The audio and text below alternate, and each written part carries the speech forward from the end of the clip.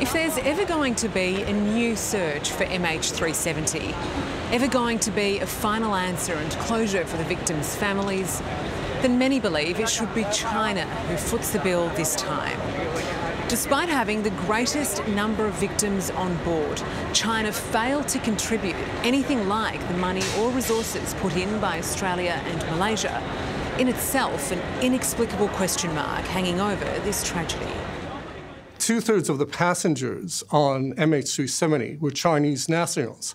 Now, as far as we can make out, the Chinese contribution didn't actually do much searching, and the general view in the security community is that they were spying on Australian military activity rather than actually searching.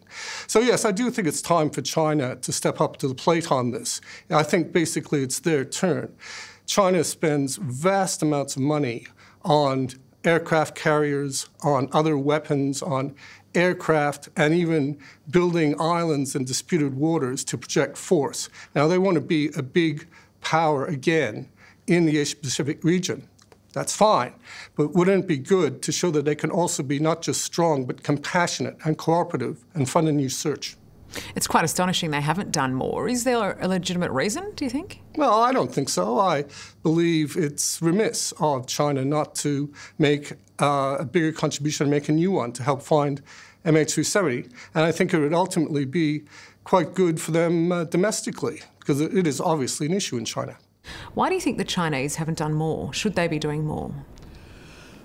Well, yes, there are 153 Chinese on board MH370 out of the total 237 souls on board.